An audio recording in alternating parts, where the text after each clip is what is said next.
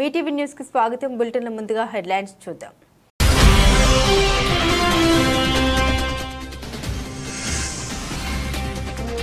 సాహసం చేయరా డింబక వణుకు పుట్టించే వీడియో. ఎంపైర్ స్టేట్ యాంటీనా పైకి ఎక్కి నిలబడి సెల్ఫీ స్టార్.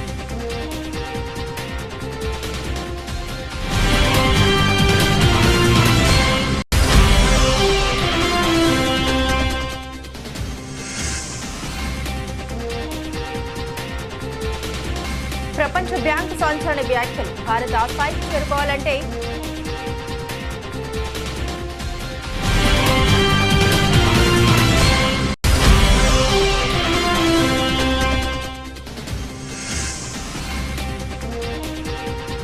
అంతరిక్షంలో అద్భుత నిధి, కోట్ల విలువైన బంగారం, ప్లాటినం నిక్షేపాలు. నాసా.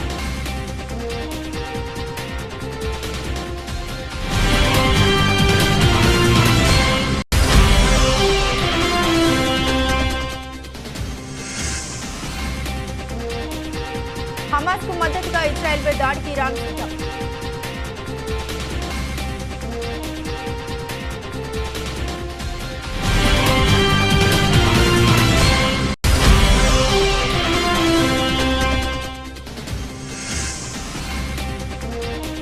ఇది మీ కష్టానికి దక్కిన ప్రతిఫలం. వేణు ఎల్దండిని అభినందించిన కేటీఆర్.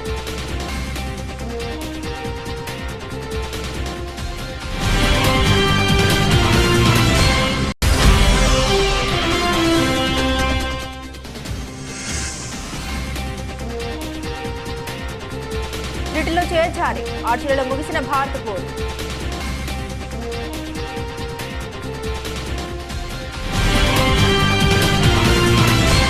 ప్రస్తుత రోజుల్లో సోషల్ మీడియా క్రేజ్ కోసం ఎంతకైనా తెగిస్తున్నారు. ప్రాణాలను సైతం లెక్క చేయకుండా డేంజరస్ స్టంట్స్ చేస్తున్నారు. ఇలాంటి సమయాల్లో వారి ప్రాణాలని కోల్పోవడం లేదా ఇతరుల ప్రాణాలను తీస్తున్న ఘటనలు ఎక్కడో ఒక చోట వెలుగు చూస్తూనే ఉన్నాయి. ఇలాంటి సాహసాల్ని ప్రయత్నించే వారిలో కొద్ది మంది మాత్రమే సక్సెస్ అవుతున్నారు. సాహస కృత్యాల్లో కొందరు వ్యక్తులు వ్యూస్ కోసం ఏదైనా చేయగలరు. కొందరు తమ కంఫర్ట్ లెవెల్తో ప్రయోగాలు చేస్తుంటే మరికొంతమంది మాత్రం ప్రమాదం అని తెలిసి కూడా రిస్క్ చేస్తుంటారు. ఇటీవల న్యూయార్క్ నగరంలో 1435 అడుగుల ఎత్తులో ఉన్న ఐకానిక్ ఎంపైర్ స్టేట్ బిల్డింగ్ సన్నని యాంటీనాపై నిలబడి ఓ యువకుడు స్టాంట్ చేశాడు. చూస్తూనే గుండె ఆగిపోయేలా ఉన్న ఈ వీడియో ఇంటర్నెట్ లో నెటిజన్లకు దడ పుట్టిస్తుంది. వైరల్ అవుతున్న వీడియోలోని వ్యక్తి సెల్ఫీ స్టిక్ తో కెమెరాను పట్టుకుని యాంటీనాపై ప్రమాదకరంగా నిలబడి ఉన్నాడు. ఆ తర్వాత అతను కెమెరాను తన తలపైకి లేపి చుట్టుపక్కల ప్రాంతాన్ని చూపించే ప్రయత్నం చేశాడు. వణుకు పుట్టిస్తోంది. లైవ్ జన్ అనే ఇన్స్టాగ్రామ్ లో ఈ వీడియో పోస్టు చేయగా నెటిజన్ల నుండి మిశ్రమ స్పందన వస్తుంది. షేర్ చేసినప్పటి నుండి వీడియో 27 లక్షలకు పైగా లైక్లు, 41 మిలియన్లకు పైగా వ్యూస్ సంపాదించింది. ఈ వీడియో వీక్షకుల్ని విస్మయానికి గురి చేసింది. ఇంత సాహసోపేతమైన స్టంట్ ను ఎలా చేయగలిగాడు అని నెటిజన్లంతా ఆశ్చర్యపోతున్నారు. ఇది చూసిన తర్వాత నా అరచేతులు అరికాళ్ళు చెమటలు పట్టాయి అని ఒక నెటిజన్ కామెంట్ చేయగా మరొకరు మిషన్ విజయవంతమైన గౌరవం అని వ్యాఖ్యానించారు. బ్రోకి నిజంగా భయం లేదు అని మూడో యూజర్ కామెంట్ చేశాడు. ఈ డేంజరస్ స్టంట్ చూస్తే మీ కుటుంబం భయంతో వణికిపోతుందని మరో యూజర్ కామెంట్ చేశాడు.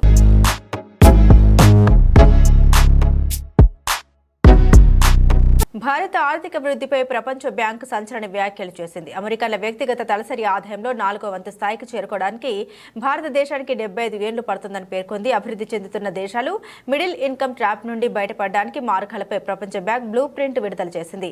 భారత్, చైనా, బ్రెజిల్, దక్షిణాఫ్రికాతో పాటుగా 100కి పైగా దేశాలు భవిష్యత్తులో సంపన్న దేశాలుగా అవతరించడానికి తీవ్రమైన సవాళ్లను ఎదుర్కొంటూ ఉన్నాయని పేర్కొంది.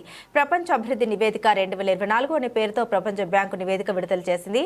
ప్రస్తుత ధోరణులు అలాగే కొనసాగితే అమెరికన్ల తలసరి ఆదాయంలో 4వ వంతు స్థాయికి చేరుకోవడానికి చైనాకు 10 ఏళ్లకు పైగా, ఇండోనేషియాకు 70 ఏళ్లు, భారత్కు 75 ఏళ్లు పడుతోంది. గత 50 ఏళ్ల అనుభవాల నుండి తీసుకున్న గుణపాఠాల ప్రకారం దేశాలు సంపన్నంగా ఎదుగుతున్నాయి. కానీ అమెరికన్ వ్యక్తిగత తలసరి జీడీపీ రోజుకు $8,000. ఆయా దేశాల పౌరుల తలసరి జీడీపీ 10% ఈ దేశాలన్నీ మధ్య ఆదాయ ట్రాప్లోనే చిక్కుకున్నాయి అని ప్రపంచ బ్యాంకు తెలిపింది. వీటిని మధ్యాదాయ దేశాలుగా వర్గీకరించింది. వ్యక్తిగత తలసరి అభివృద్ధి ప్రకారం 2023 చివరికల్లా 108 దేశాలు మధ్యదాయ దేశాలుగా నిలిచాయి. ప్రతి దేశంలో ప్రతి పౌరుడి తలసరి జీడీపీ $1,136 నుండి $13,845 మధ్య నిలుస్తోంది. ప్రపంచ జనాభాలో 75% జనాభా 600 కోట్ల మంది అభివృద్ధి చెందుతున్న దేశాల్లోనే ఉన్నారు. వీటిలో 3/2 మంది పేదరికంలో జీవిస్తున్నారని ప్రపంచ బ్యాంకు ఆందోళన వ్యక్తం చేసింది.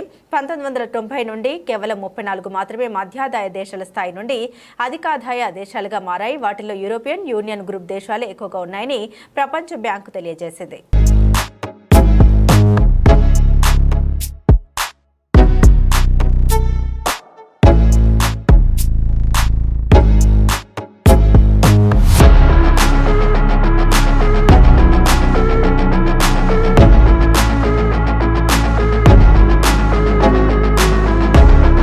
నాసా ఇప్పుడు అంతరిక్షంలో ఒక అద్భుత నిధిని కనుగొంది. వందల కోట్ల రూపాయల విలువైన బంగారం, ప్లాటినం, ఇతర విలువైన లోహాల్ని అన్వేషించింది. 1852లో అన్ని భలేగా డాస్పరిస్ కనుగొన్న గ్రహశకలం 16 సైకిపై 140 మైళ్ల వ్యాస పరిధిలో బంగారం, నికెల్, ప్లాటినం లోహాలు ఉన్నట్లు కనుగొన్నారు. అంగారక, గురు గ్రహాల మధ్య ఉన్న ఈ గ్రహశకలంలో $10 లక్షల క్వాడ్రిలియన్ విలువైన లోహాలు ఉన్నట్లు నాసా తెలిపింది. ఈ విషయం శాస్త్రవేత్తలు, అంతరిక్ష ఔత్సాహికులను ఆశ్చర్యపరిచింది. అయితే వీటిని వెలికి తీయడానికి పలు ఆర్థిక, సాంకేతిక సవాళ్లు ఎదురవుతాయని పేర్కొంటుంది. 2029 నాటికి ఆస్ట్రేలియాను చేరుకునే లక్ష్యంతో నాసా పైకి మిషన్ను 2023 అక్టోబర్ 13న ప్రారంభించింది. తన పరిశోధనలో భాగంగా గ్రహశకలం 16 సైకిపై అపారంగా బంగారం, ప్లాటినం, నికెల్ వంటి ఖరీదైన లోహాలు ఉన్నట్లు నాసా నిర్ధారించిందని, తవి భూమి మీదకు తేగలితే ప్రపంచ దేశాల స్థితిగతులే మారిపోతాయని పేర్కొంటుంది. ప్రస్తుత అంతరిక్ష మైనింగ్ సాంకేతికత ఇక శైశవ దశలోనే ఉంది. తక్కువ గురుత్వాకర్షణ, అధిక రేడియేషన్ ఉండే ఈ లఘు గ్రహంలో కార్యకలాపాలు నిర్వహించగల పరికరాలు అవసరమవుతాయి. అంతేకాకుండా భూమికి గ్రహశకలం మధ్య కమ్యూనికేషన్లో ఏర్పడే ఆలస్యం వల్ల అవి స్వతంత్రంగా పనిచేయాల్సిన అవసరం ఉందని సెంట్రల్ ఫ్లోరిడా యూనివర్సిటీ గ్రహ భౌతిక శాస్త్రవేత్త ఫిలిప్ మెడ్గర్ తెలిపారు. గ్రహాలపై ఖనిజాల తవ్వకం అతి ఖరీదైన వ్యవహారం. వాటిపై తవ్వకాలు జరపడానికి అవసరమైన సాంకేతిక పరిజ్ఞానం, పరికరాలు సమకూర్చుకోవడానికి చాలా వ్యయం అవుతుంది. అయితే వీటిపై తవ్వకాలకు నిధులు సమకూర్చడానికి ప్రైవేట్ కంపెనీలు ముందుకొస్తున్న ముఖ్యమైన వనరులు ఇంకా అవసరమవుతాయి. అక్కడి నుండి తెచ్చే ఈ లోహాలు ప్రపంచ మార్కెట్లోకి భారీ మొత్తంలో ప్రవేశపెడితే బులియన్ మెటల్ మార్కెట్లు ఒక్కసారిగా క్రాష్ అవుతాయి. వాటి విలువ నాటకీయంగా తగ్గిపోతుంది. 60,000 ఉన్న బంగారం ధర 600కు పడిపోవచ్చు. దీని అంతటికీ డిమాండ్ సప్లై సూత్రం వర్తిస్తుంది. ఇప్పుడు బంగారం సప్లై తక్కువగా ఉంది కాబట్టి డిమాండ్ పెరిగి దాని ధర ఎక్కువగా ఉంది. అదే డిమాండ్ లేకపోతే మార్కెట్లో కావలసినంత దొరికితే అది కూడా ఏ స్టీల్ లోహం ధరకు సమానంగా పడిపోతుంది. దీని కారణంగా ప్రపంచ వ్యాప్తంగా పలు దేశాల ఆర్థిక వ్యవస్థల్లో తీవ్ర కుదుపులు సంభవిస్తాయి. వాటి ప్రభావం వల్ల పలు పరిశ్రమలు, రంగాలపై తీవ్రంగా పడుతుంది. పౌరుల వద్ద ఉన్న ఆస్తుల విలువ తగ్గిపోతుంది.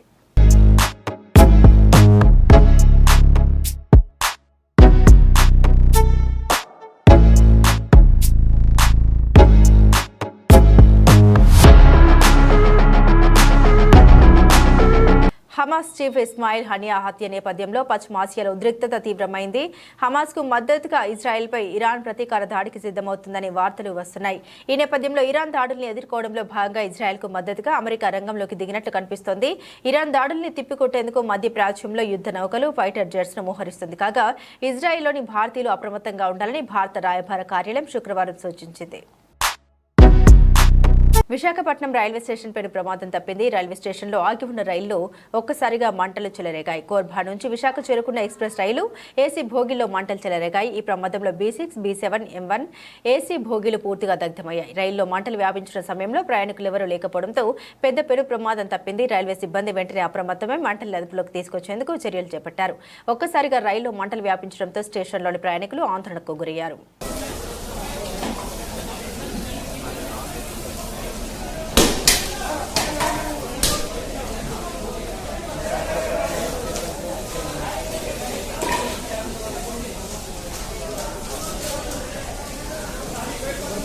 సరిపోలే మంట ఎక్కువ ఉంది. ఇలాంటప్పుడు పేపర్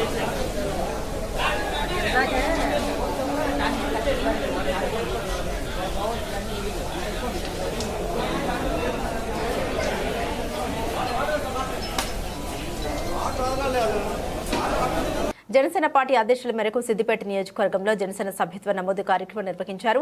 పట్టణంలోని శివంస్ గార్డెన్లో మూర్ఖార్ సాయి జనసేన నాయకుల ఆధ్వర్యంలో మీడియా సమావేశం ఏర్పాటు చేశారు.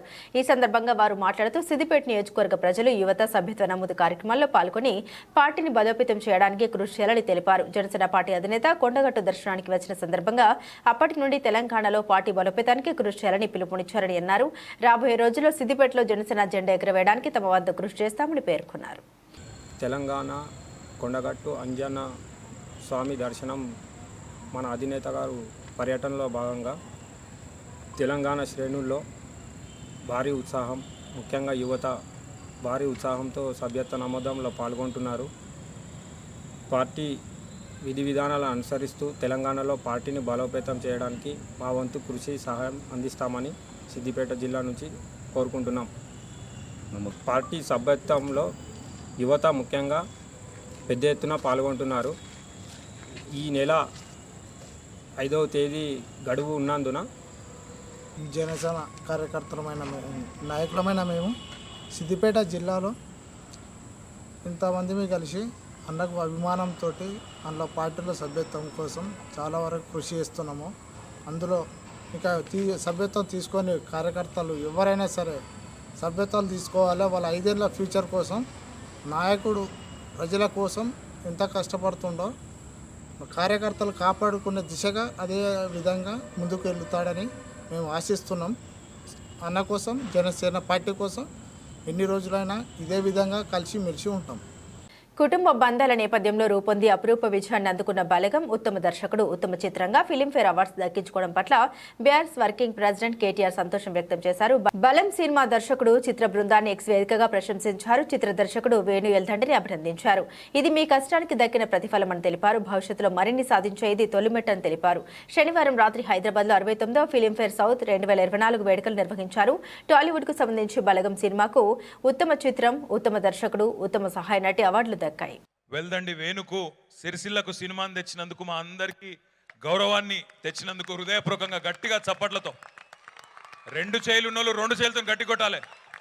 హైదరాబాద్ కినవాడాలి గట్టిగా. శంకరన్న తమ్ముడని తెలుసు, సినిమాలలో చేస్తున్నాడని తెలుసు, కానీ ఇంత సత్తా ఉంది ఒక సినిమాని, అది కూడా దిల్ రాజు ప్రొడక్షన్స్లో సినిమాని ఇంత అద్భుతంగా ఇంత అద్భుతమైన మ్యూజిక్తో తీసుకొస్తాడనే విషయం తెలియదు.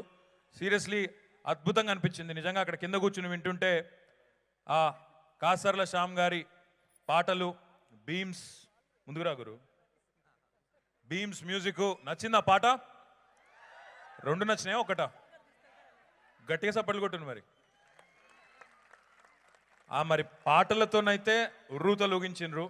తప్పకుండా నాకైతే విశ్వాసం ఉంది, గుండె లోతుల్లోంచి వచ్చిన ఏ ఇమోషన్కైనా తప్పకుండా ఒక ఇతర ప్రజాబాహుల్యంతో వారి గుండె చప్పుడుతో కూడా తప్పకుండా ఒక కనెక్షన్ దొరుకుతుంది. ఈ బలగం కూడా 3 తారీఖు నాడు మొత్తం 2 తెలుగు రాష్ట్రాల్లోని ప్రతి ఒక్కరిని కూడా కదిలిస్తుందనే విశ్వాసం నాకైతే కలిగింది. ఎందుకంటే చాలా గొప్పగా మానవ సంబంధాల గురించి అద్భుతంగా చూపెట్టినందుకు వేణుకు హృదయపూర్వకంగా అభినందనలు బ్రదర్. మీరు అన్నారు చిన్న సినిమా అని. చిన్న సినిమా పెద్ద సినిమా ఏమి ఉండదు. నాకు తెలిసి అప్పుడప్పుడు చిన్న సినిమాలే మొత్తం పెద్ద సినిమాల్ని ఊపేసేంత పెద్ద పెద్ద ఉప్పెనలు అవుతాయి. అట్లాంటి సినిమా ఇది కూడా కావాలని మనస్ఫూర్తిగా హృదయపూర్వకంగా ఒక సోదరుడిగా మీకు కోరుకుంటూ, పారిస్ విశ్వ క్రీడల్లో భారత్కు త్రుట్లో పథకం చేజారింది. యువ షూటర్ మను భాకర్కు చిక్కిన పథకం పాయింట్ల తేడాతో మరొకరి వశమైంది. శనివారం ఆఖరి వరకు ఆసక్తికరంగా సాగిన మహిళల 25 మీటర్ల వ్యక్తిగత పిస్టల్ ఈవెంట్ ఫైనల్లో మను భాకర్ వెంట్రుక వాసిలో 3వ పథకాన్ని కేంద్రం బడ్జెట్ ప్రకటన తర్వాత అమాంతం తగ్గిన బంగారం, వెండి ధరలు మధ్యతరగతి ప్రజల్లో ఆశలు రేకెత్తించాయి. దీంతో బంగారం దుకాణాలు రద్దీగా మారాయి. గడిచిన 3 రోజులు వరుసగా మళ్లీ బంగారం ధర భారీగా పెరిగింది. అయితే శనివారం గోల్డ్ రేటు తగ్గింది. ఆదివారం సైతం బంగారం ధర స్థిరంగా కొనసాగుతుంది. ఈ క్రమంలో తెలుగు రాష్ట్రాలతో పాటు దేశవ్యాప్తంగా వివిధ ప్రాంతాల్లో నమోదైన బంగారం, వెండి ధరల్ని ఓసారి పరిశీలిద్దాం. తెలుగు రాష్ట్రాల్లో ఆదివారం బంగారం ధర స్థిరంగా కొనసాగుతుంది. హైదరాబాద్, విజయవాడ, విశాఖపట్నంలో 22 క్యారెట్ల 10 గ్రాముల బంగారం ధర 64,700 కాగా 10 గ్రాముల 24 క్యారెట్ల గోల్డ్ ధర 70,580. దేశ రాజధాని ఢిల్లీలో 22 క్యారెట్ల 10 గ్రాముల బంగారం ధర 64,850 కాగా 24 క్యారెట్ల 10 గ్రాముల బంగారం ధర 70,730. ముంబై, కోల్కతా, బెంగళూరు నగరాల్లో 22 క్యారెట్ల 10 గ్రాముల గోల్డ్ ధర 64,700 కాగా 24 క్యారెట్ల 10 గ్రాముల బంగారం ధర 70,580. చెన్నైలో 22 క్యారెట్ల 10 గ్రాముల బంగారం ధర 64,500 కాగా 24 క్యారెట్ల గోల్డ్ ధర 70,360కు చేరింది. దేశవ్యాప్తంగా ఆదివారం వెండి ధర స్థిరంగా కొనసాగుతుంది. ఉదయం నమోదైన వివరాల ప్రకారం తెలుగు రాష్ట్రాల్లోని ప్రధాన నగరాలైన హైదరాబాద్, విజయవాడ, విశాఖపట్నాల్లో కిలో వెండి ధర 90,900. దేశంలోని ప్రధాన నగరాల్లో వెండి ధరలను పరిశీలిస్తే చెన్నైలో కిలో వెండి ధర 90,900, కోల్కతా, ఢిల్లీలో కిలో వెండి ధర 85,500 వద్ద కొనసాగుతుంది. ముంబైలో కిలో వెండి ధర 85,500 వద్ద కొనసాగుతుంది. బెంగళూరులో కిలో వెండి ధర 85,750 వద్ద కొనసాగుతుంది.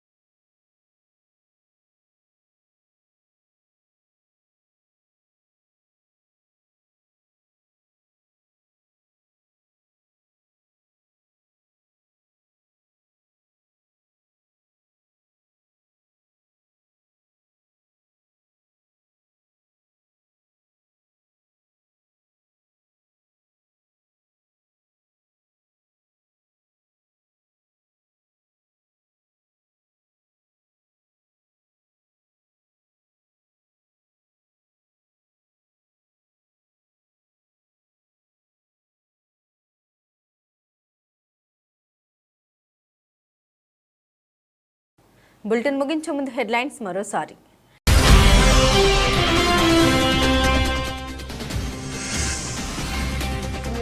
సాహసం చేయరా డింబక వణుకు పుట్టించే వీడియో. ఎంపై స్టేట్ యాంటీనాపై కేకి నిలబడి సెల్ఫీ స్టార్.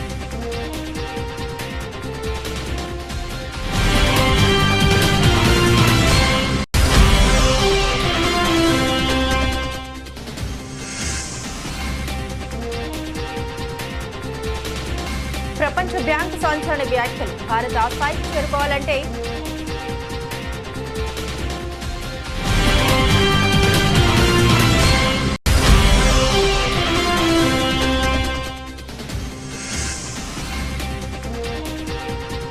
అంతరిక్షంలో అద్భుత నిధి. కోట్ల విలువైన బంగారం, ప్లాటినం నిక్షేపాలు. నాసా.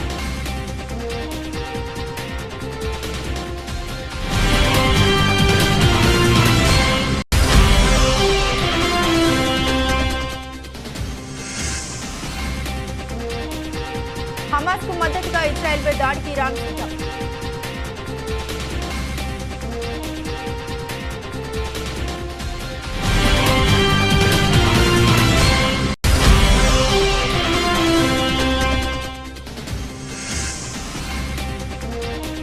ఇది మీ కష్టానికి దక్కిన ప్రతిఫలం.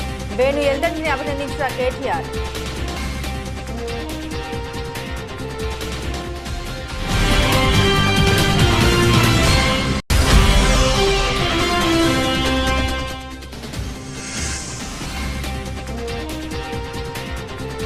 వీటిలో చేర్చాలి. ఆర్చీలలో ముగిసిన భారత పోరు.